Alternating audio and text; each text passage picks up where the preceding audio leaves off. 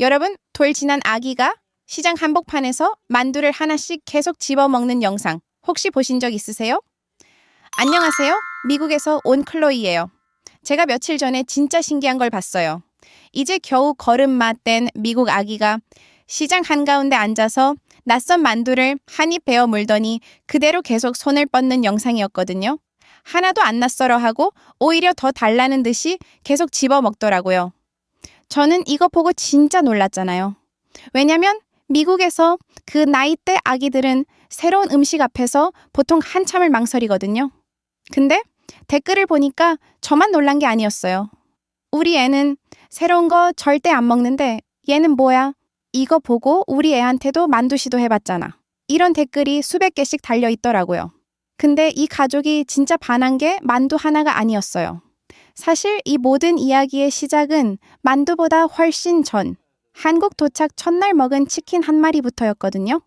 일본에서 반년 넘게 살면서 웬만한 음식엔 눈 하나 깜짝 안 하던 베테랑 여행자 가족이었는데 한국 땅을 밟은 지 하루 만에 이 가족 식성이 완전히 뒤집혀 버렸습니다.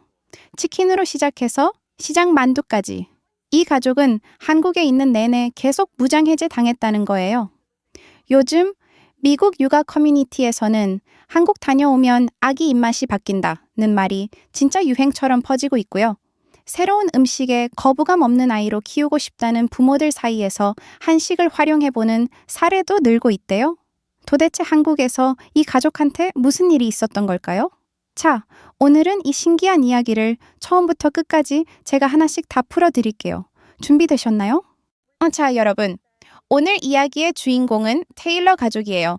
일본에서 반년 넘게 살면서 온천이랑 화산까지 두루 다녀본 웬만한 여행지엔 눈 하나 깜짝 안 하는 베테랑 여행자 가족이거든요. 사실 이 가족 한국 오기 전까지는 큰 기대가 없었대요.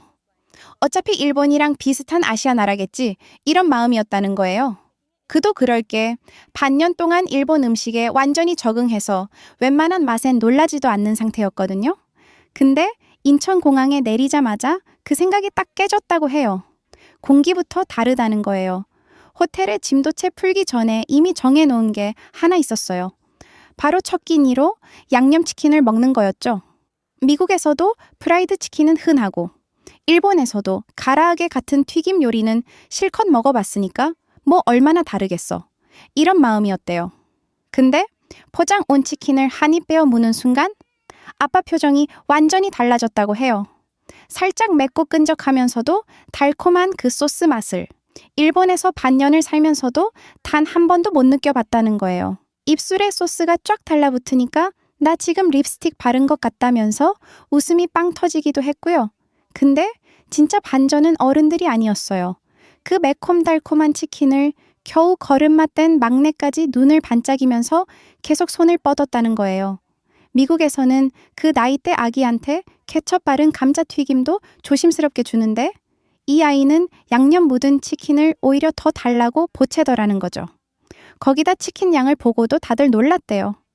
2마리를 시켰는데 비행기 타고 오느라 지칠 대로 지친 가족 전체가 그걸로 배를 채우고도 남았다는 거예요.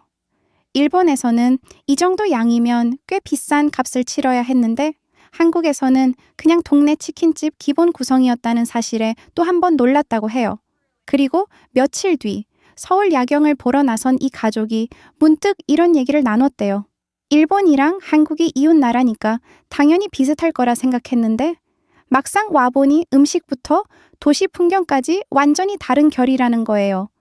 일본은 평지가 넓게 펼쳐져 있어서 멀리까지 탁 트여 보이는 느낌이라면 한국은 산자락을 끼고 도시가 촘촘하게 들어차 있어서 훨씬 입체적이고 역동적으로 다가온다고요. 이웃 나라라고 다 비슷할 거라 생각했던 게 완전히 착각이었다는 게 이 가족의 솔직한 소감이었어요. 그날 밤 아빠가 그러더라고요. 우리가 하루 종일 힘들었던 게 이 치킨 2마리로 싹 풀렸다고요. 그 순간엔 아무도 몰랐대요. 이 치킨 2마리가. 앞으로 여행 내내 이 가족의 흔들림 없는 1순위 메뉴가 될 줄은요. 근데 이게 딱 이 가족 얘기로 끝났으면 저도 이렇게까지 신기하다고 생각 안 했을 거예요. 사실 더 놀라운 일은 그 다음부터였거든요. 이 가족이 한국에서 겪은 일이 미국 여기저기서 비슷하게 반복되고 있다는 거예요. 여러분, 테일러 가족 얘기 듣고 에이, 원래 잘 먹는 애였겠지 이러셨죠? 근데 아니에요. 이게 지금 미국 육아 커뮤니티 전체에서 벌어지고 있는 일이에요. 가장 먼저 눈에 띄는 곳이 어디냐면 미국 부모들이 모이는 온라인 육아 커뮤니티예요. 요즘 여기에 올라오는 글이 심상치가 않대요. 우리 애는 새로운 음식 절대 안 먹는데 한국 다녀온 집 애들은 다 잘 먹더라는 글부터 혹시 한국 이유식 레시피 아는 분? 이라고 대놓고 묻는 부모들까지 있대요. 관리자 말로는 예전엔 이런 글이 한 달에 한두 개 있을까 말까 했는데 최근엔 매주 꾸준히 올라온다는 거예요. 결국 어떤 커뮤니티는 아예 한식 이유식 시작하기라는 게시판을 따로 만들었대요. 근데 진짜 재밌는 건 이제부터예요. 미국 어느 지역 육아용품점에서 순한 맛 김치랑 국물 요리 밀키트를 소량 들여놨는데요. 처음엔 그냥 테스트 삼아 몇 개 진열해본 거였는데 몇 주 만에 매대가 텅 비었고 재입고 문의가 계속 들어왔다는 거예요. 그래서 매장에서는 아예 코너를 따로 만들어서 정식으로 취급하기 시작했대요. 근데 여기서 진짜 놀라운 포인트가 하나 있어요. 이걸 찾는 부모들 대부분이 한국이랑 아무 접점도 없던 완전 현지 미국인들이었다는 거예요. 그리고 매장 직원이 그러는데 부모들이 궁금해하는 게 화려한 요리법이 아니었대요. 다들 궁금해하는 건 그냥 국물 요리랑 순한 나물 무침 같은 아기도 부담 없이 먹을 수 있는 소박한 것들이었다는 거죠. 저는 이 얘기 듣고 좀 뭉클했어요. 왜냐면 이게 특별한 이벤트 음식을 배우고 싶은 게 아니라 그냥 우리 애도 저렇게 편식 없이 잘 먹었으면 좋겠다는 바람에서 나온 거잖아요. 생각해보세요. 원래 아기 입맛이라는 게 새로운 맛에 적응하는 데만 몇 달씩 걸린다는 게 육아 전문가들 사이에서는 정설이에요. 그만큼 어린아이 입맛은 보수적이거든요. 근데 지금 발효 음식 냄새도 낯설고 매운맛도 낯선 나라에서 커뮤니티 게시판이랑 육아용품점 매대까지 들썩이는 상황까지 온 거예요. 이게 정상적인 속도가 아니라는 거죠. 테일러 부부도 이렇게 말했어요. 만약 우리가 한국이 아니라 다른 나라에서 이런 음식을 처음 접했으면 아마 우리 애가 지금처럼 새로운 음식에 이렇게 열려있진 않았을 거예요. 이건 진짜 특별한 경우라고 저희도 생각해요. 가장 까다롭다는 아기 입맛이 커뮤니티 게시판이랑 매장 매대를 가득 채울 정도로 마음을 뺏겨버린 상황. 도대체 미국에서는 지금 무슨 일이 벌어지고 있는 걸까요? 이 흐름을 더 자세히 들여다보려면 미국의 어느 평범한 동네 육아용품점으로 들어가 봐야 해요. 미국 어느 소도시 상가에 있는 작은 육아용품점이 하나 있어요. 원래는 기저귀랑 젖병, 이유식 용기 같은 걸 파는 특별할 것 없는 동네 가게였거든요. 근데 몇 년 전부터 원래 없던 낯선 풍경이 하나 생겼어요. 분유통이랑 이유식 병 사이에 작은 냉장 코너 하나가 자리를 잡은 거예요. 순한 맛 김치랑 국물 요리 밀키트를 파는 코너였죠? 이 코너의 성장세가 진짜 예상을 완전히 뛰어넘었대요. 처음 문을 열었을 땐 매대 한 칸으로 시작했거든요. 근데 몇 달 만에 매장 안쪽 한 벽면 전체를 차지하는 규모로 커졌고요. 개점 1년 만에 온라인 주문까지 받기 시작했어요. 매장 주인 말로는 첫 매출이랑 최근 매출을 비교하면 10배 넘게 뛰었다고 하고요. 요즘은 옆 동네 육아용품점들이 우리 매장에도 그 코너 좀 만들어 달라는 문의가 한 달에도 여러 번씩 들어온다는 거예요. 더 놀라운 건 이렇게 한식, 이유식 취급하는 곳들이 계속 늘어나는데도 수요를 못 따라간다는 거예요. 매주 주말이면 이 코너 앞에 재입고 시간을 맞춰서 찾아오는 단골 부모들이 생겼고요. 대기 주문 건수가 첫 달 평균 몇 건에서 최근엔 수십 건을 넘어섰다고 해요. 이 정도면 그 매장 대표 상품들이랑 어깨를 나란히 하는 수준까지 올라온 거죠. 그리고 이 흐름이 단순한 소비 현상에서 끝나지 않았어요. 이게 하나의 작은 경제 생태계를 만들어버린 거예요. 수요가 늘어나니까 소량씩 신선하게 배송하는 소규모 밀키트 제조업체가 새로 생겨났고요. 아기용 저염 반찬을 전문으로 만드는 소규모 공방까지 등장했대요. 그 동네에 몇 년째 세입자를 못 구하던 오래된 상가 건물이 하나 있었는데 거기에 한식, 이유식 공방 2곳이랑 관련 배송업체 1곳이 차례로 들어오면서 완전히 활기를 되찾았어요. 이 작은 클러스터 하나에서만 새로 생긴 일자리가 몇십 개에 이른다고 하더라고요. 지역 상공회의소 관계자가 이런 얘기를 했대요. 이 지역 상권이 몇 년째 침체돼 있었는데 별다른 대책이 없었습니다. 그런데 이유식 코너 하나 들어오고 나서 1년 만에 상가 분위기가 바뀌었어요. 솔직히 말하면 우리가 몇 년을 고민해도 못 살린 상권을 이 작은 육아 브랜드 하나가 살려낸 셈입니다. 정부나 상공회의소가 몇 년을 고민해도 못 살린 상권을 김치통이랑 밀키트 몇 가지가 살려낸 거예요. 세금 신고 기준으로 봐도 이 지역 소상공인 관련 세수가 눈에 띄게 늘었고요. 공실이던 상가 임대료도 안정세로 돌아섰다는 평가가 나와요. 작은 이유식 코너 하나에서 시작된 이 흐름이 이제는 소규모 제조업체를 만들고 낡은 상가를 되살리고 지역 세수까지 끌어올리는 하나의 경제 순환 고리가 되어버린 거죠. 근데 여기서 진짜 궁금해지지 않으세요? 도대체 왜 하필 이 시점에 이렇게까지 폭발적으로 이 문화가 퍼지고 있는 걸까요? 그 답을 찾으려면 다시 그 시장 만두로 돌아가야 해요. 이쯤에서 진짜 궁금해지시죠? 도대체 왜 하필 한식이었을까요? 특별한 이벤트 음식도 아니고 왜 하필 시장에서 파는 그 평범한 만두 한 접시가 아기 입맛까지 이렇게 흔들어 놓은 걸까요? 여러 나라 이유식 문화를 비교 분석하는 한 소화영양 전문가가 이런 말을 했어요. 보통 이유식은 두 가지 중 하나로 갈립니다. 편리하고 자극적인 가공식품 위주로 가거나 손이 많이 가는 만큼 부모가 지쳐서 결국 포기하거나. 그런데 한식 반찬은 이 둘 사이에 있는 몇 안 되는 음식입니다. 실제로 한국 가정에서는 국물 요리랑 나물 반찬을 만들 때 자극적인 조미료보다 재료 본연의 맛을 살리는 방식을 쓰고요. 짜거나 맵지 않게 조절한 버전을 아이들한테도 자연스럽게 내놓는다는 거예요. 그래서 한국에 다녀온 외국인 부모들이 하나같이 하는 말이 있대요. 아이가 국물 요리나 나물을 거부감 없이 먹는 걸 처음 본 부모들은 옆에 있는 한국인한테 이렇게 묻는데요. 이거 특별히 아이용으로 따로 만든 거예요? 근데 돌아오는 대답은 항상 똑같대요. 아니요, 그냥 온 가족이 다 같이 먹는 반찬인데요.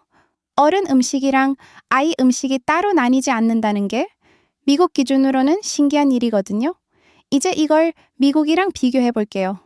미국 이유식 문화가 어떤지 아세요?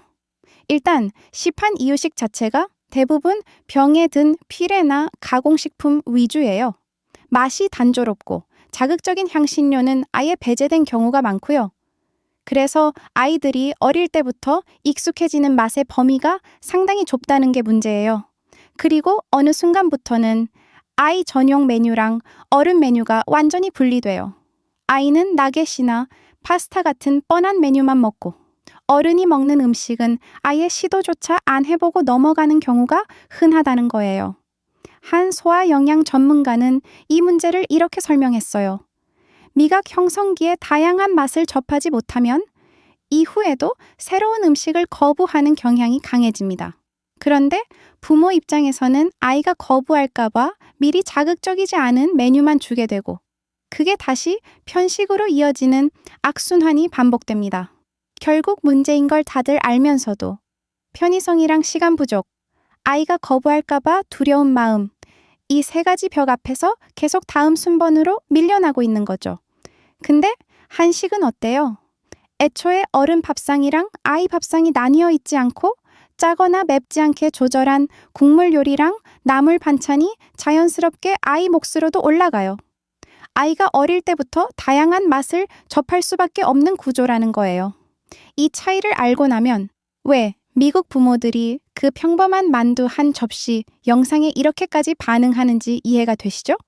이건 그냥 신기한 음식 얘기가 아니었던 거예요. 우리 애도 저렇게 편식 없이 자랄 수 있으면 얼마나 좋을까라는 아주 근본적인 부러움이었던 거죠.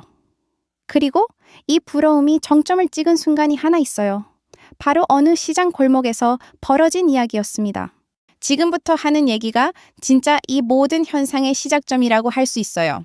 이 이야기 하나가 미국 SNS에서 퍼지면서 사람들이 정말 많이 뭉클해했대요. 한국 여행 며칠째 테일러 가족이 서울의 어느 재래시장을 걷고 있었어요. 딱히 유명한 맛집을 찾아간 게 아니라 그냥 걷다가 배가 고파서 눈에 띄는 칼국수집에 무작정 들어간 거였대요. 김이 모락모락 나는 칼국수랑 만두를 시켜서 자리에 앉았는데 국물 맛이 자극적이지 않고 딱 담백하니 깊더라는 거예요.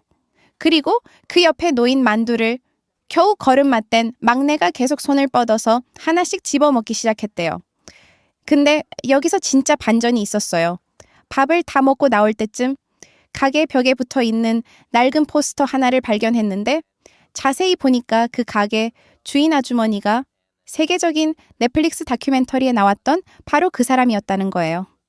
이 가족이 몇 년 전에 재밌게 봤던 프로그램이었는데 정작 그 가게에 앉아서 밥을 다 먹을 때까지 전혀 눈치를 못 챘던 거죠. 아빠가 그러더라고요. 우리가 세계적으로 유명한 맛집에 아무것도 모른 채 그냥 걸어 들어가서 앉았다는 게 아직도 믿기지 않는다고요. 근데 이 가족이 진짜 감동받은 건 그 반전이 아니었대요. 가게 주인 아주머니가 낯선 외국인 가족한테, 특히 어린 딸한테 계속 말을 걸고 웃어주면서 살갑게 대해준 그 순간이었다는 거예요. 언어가 안 통하는데도 아이 머리를 쓰다듬어주고 만두 하나를 더 챙겨주고 사진도 같이 찍어주고 아빠가 그러더라고요. 낯선 나라 시장 한복판에서 우리 애가 이렇게 환영받는 기분을 느낄 줄은 몰랐다고요. 이 얘기가 영상으로 만들어져서 미국 SNS에 올라갔을 때 정말 반응이 뜨거웠어요. 댓글 중에 이런 게 있었대요. 우리 동네에서는 아이 데리고 식당 가면 눈치 보이는 게 일상인데 저긴 오히려 아이를 더 반겨주네. 또 어떤 사람은 이거 보고 나도 모르게 눈물이 났다는 댓글도 남겼더라고요. 솔직히 저도 이 얘기 준비하면서 좀 뭉클했어요. 저는 미국에서 태어났고 사실 한국 시장 이야기는 저한테 그냥 남의 나라 이야기일 수도 있잖아요. 근데 이상하게 이 만두집 얘기는 계속 마음에 남더라고요.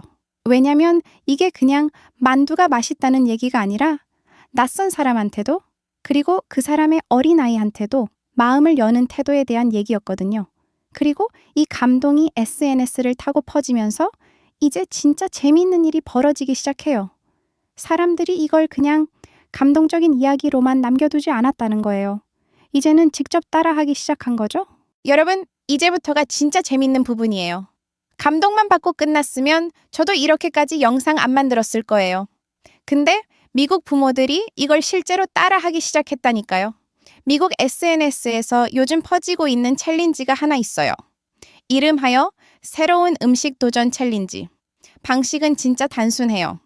평소에 새로운 음식을 잘 안 먹으려는 아이한테 만두나 국물 요리처럼 자극적이지 않은 한식 메뉴를 처음으로 줘보고 그 반응을 영상으로 찍어서 올리는 거예요.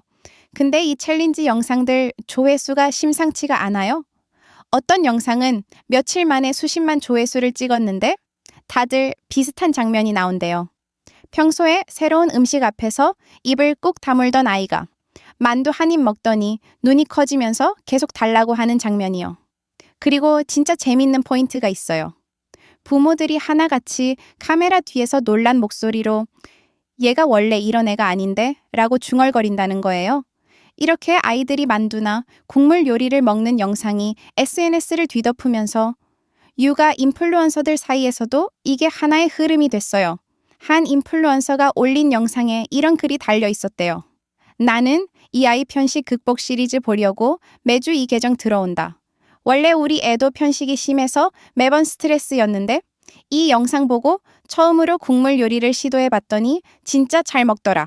그리고 이 영상이 며칠 만에 수만 개 댓글을 모으면서 이걸 본 다른 부모들이 일부러 비슷한 메뉴를 찾아서 시도해보는 흐름까지 벌어졌다는 거예요.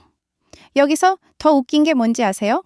부모들이 아이별 반응을 자기들끼리 분석하기 시작했다는 거예요. 국물 요리는 순한 맛부터 시작해야 하고 만두는 소스 없이 그냥 줘야 거부감이 덜하다. 이런 팁까지 정리해서 SNS에 공유하고 있더라고요. 한국에서는 그냥 온 가족이 같이 먹는 일상 반찬인데 미국 부모들은 이걸 발견한 지 얼마 안 돼서 무슨 전문적인 육아 이론으로 발전시켜 놓은 거예요. 한 육아 커뮤니티 운영자가 이런 말을 했대요. 우리가 이 커뮤니티를 몇 년째 운영했는데 특정 나라 음식 하나 때문에 이렇게까지 게시글이 몰린 건 이번이 처음입니다. 그리고 다음 달에는 한식 이유식 입문 가이드를 따로 만들어 달라는 요청이 벌써 들어왔다는 후일담까지 있어요. 상황이 이렇게까지 되니까 이제는 분위기가 완전히 바뀌었어요. 아이한테 새로운 음식 안 시켜본 부모가 오히려 유행에 뒤처진 사람 취급받는 지경까지 온 거예요. 지금이 어느 시대인데 아직도 나겟이랑 파스타만 연연하냐는 거죠? 진짜 상점벽해 아닌가요? 몇 년 전만 해도 상상도 못했던 풍경이 지금 미국 여기저기서 벌어지고 있는 거예요. 여러분, 저도 이 이야기를 준비하면서 계속 생각했던 게 하나 있어요. 도대체 사람들이 진짜로 부러워한 게 뭐였을까? 처음엔 저도 그냥 만두가 맛있어서 그런가 보다 이렇게 생각했거든요. 근데 테일러 가족 이야기부터 시장 골목 이야기, 만두 챌린지 이야기까지 쭉 따라오면서 보니까 사람들이 진짜로 부러워한 건 만두 한 접시나 치킨 한 마리가 아니었어요. 그 뒤에 있는 어떤 태도였던 거예요. 아이 입맛을 따로 가두지 않고 어른이 먹는 걸 아이도 자연스럽게 나눠 먹게 하는 그 당연한 태도요. 한국 분들한테는 그냥 평범한 시장 칼국수집이었잖아요. 국물, 만두, 그리고 낯선 아이한테도 스스럼 없이 말 걸어주는 주인 아주머니. 특별할 것도 없는 그 풍경이 지구 반대편 부모들 눈에는 아이를 어떻게 대하는지 보여주는 가장 따뜻한 증거였던 거예요. 그리고 그 마음이 육아 커뮤니티 게시판으로, 매장 이유식 코너로, 낡은 상가를 살린 작은 브랜드로, 그리고 미국 전역에 퍼진 만두 챌린지 영상으로 계속 번져나간 거죠. 저는 미국에서 태어났고 사실 이 이야기가 저랑 직접적인 상관은 없을 수도 있어요. 근데 이상하게 이 얘기를 준비하는 내내 계속 마음이 이상했어요. 왜 나는 이 만두 영상 하나 보고 뭉클해질까? 곰곰이 생각해보니까 이게 결국 아이를 있는 그대로 받아들이는 방식에 대한 이야기라서 그런 것 같아요. 그리고 그 방식이 이렇게 평범한 시장 밥 한 끼로 표현될 수 있다는 게 저한테는 진짜 큰 울림으로 다가왔어요. 여러분은 어떠셨나요? 오늘 이야기 들으시면서 혹시 저처럼 마음 한켠이 찡하셨던 분 계신가요? 댓글로 여러분 생각도 편하게 남겨주시면 제가 하나하나 다 읽어볼게요. 오늘도 부족한 영상 끝까지 봐주셔서 정말 감사해요. 혹시 재밌게 보셨다면 좋아요랑 구독, 알림 설정까지 눌러주시면 저한테는 정말 큰 힘이 될 것 같아요. 다음에도 여러분께 좋은 이야기로 다시 찾아뵐게요. 오늘 하루도 편안하시고 늘 건강하세요. 안녕히 계세요.